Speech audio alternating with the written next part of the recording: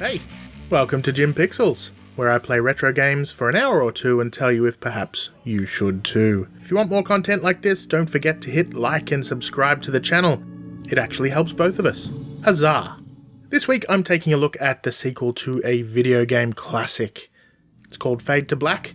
It was developed by Delphine Software and was published to Sony's PlayStation by Electronic Arts in 1995. It was a sequel to Flashback from 1992, which was a side-scrolling platformer that really shook up the idea of what a platformer could be and is still remembered favourably to this day, making it a true classic. Now, Fade to Black didn't simply want to be more of the same, so while it is a direct sequel and it does follow the same main character, this is a third-person action-adventure seen in 3D and using tank controls similar to what had been seen before in horror survival games like Alone in the Dark. Was this a good idea for the franchise? Let's finding out! Like its predecessor, Fade to Black is a cinematic action game, but as I mentioned, it pivoted from a platform title to 3D, while still trying to keep the same mechanics in place. That is, you start off with limited items and you need to find more. Without bearing the lead too much, I'd suggest it doesn't work quite as well as it did in the first game, but let's get to that a little bit later. In terms of graphics, it could have gone either way, really. The mid-90s was a fun time for gaming, but the truth is, 3D was quite a ways off from being perfected, and many titles released at the time just don't hold up quite so well today. But I wouldn't say that Fade to Black is one of them. In fact, it's far from terrible, even by today's standards. It's clearly old, but it's still really nice to look at if you can excuse the retro stylings. Given the time of release, it wasn't very detailed, which is to be expected as 3D textures at the time were still pretty plain, and these were all polygonal, but I was expecting much, much worse. By extension, the cutscenes, which don't fare quite as well, given their grainy appearance, still suit the game really well and aid in the cinematic experience, although the black loading screens that come with the shift-to-disc-based games do tend to be somewhat jarring. Now, when it comes to sound, I have no major complaints. For one, it's a PlayStation game, so it was on CD, and that meant it was nice to discover that it was fully voiced. Of course, like I said, that meant long loading times, so you take the good with the bad. Honestly, I have no complaints about the music or the sound effects, and in fact, the music on the title screen was very reminiscent of the original Alien movie, which was pretty cool. The in-game music, on the other hand, is not reminiscent of Alien, but it was still quite good. Now, as I said earlier, Fade to Black uses traditional old-school tank controls, which was intended to prevent players from being able to move quickly and easily through the levels. It forces players basically to take their time and engage in the action in the way that the developers expected, but it also adds a level of frustration. There are still titles that use this mechanic in modern times, although there have been some improvements over the years, particularly around aiming and camera controls. This game, however, is incredibly challenging, for a number of reasons, but mostly due to the controls, and the fact that this is a game intended to be won via trial and error. It's not a third-person shooter. It's not really even a third-person action-adventure, if you ask me. In a way, it's a puzzle, and you need to learn the rules as you go, not unlike modern Souls-like games, but with a very different implementation, of course. Now, this is also not unlike the original Flashback, which is why it kind of reminds me of Flashback in a couple of ways. But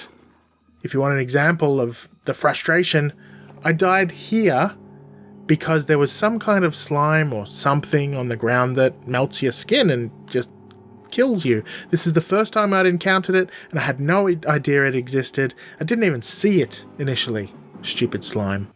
And of course, that is the primary source of frustration. Dying. It will happen a lot. But remember, this was back in the day when regular saves weren't common. In fact, Fade to Black uses both saves and passwords can readily be found on the net. Huzzah! I did use a couple of passwords to try some later levels, but I discovered they basically require you to have learned the ropes, and by the time you get there, are generally probably beyond your capability. At least they were beyond me. Every time I tried a password, I died virtually immediately. Yay. And that's how I learned that the way to play this game is slowly and methodically, and preferably on an emulator with save states. So, where did Fade to Black come from? That's a pretty easy one.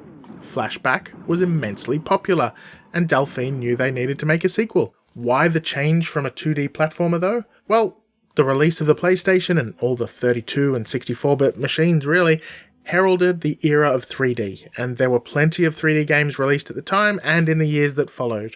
The most similar, as I mentioned earlier, the Alone in the Dark series was really the first 3D survival horror, and while Fade to Black is different in many ways, it definitely follows in its footsteps.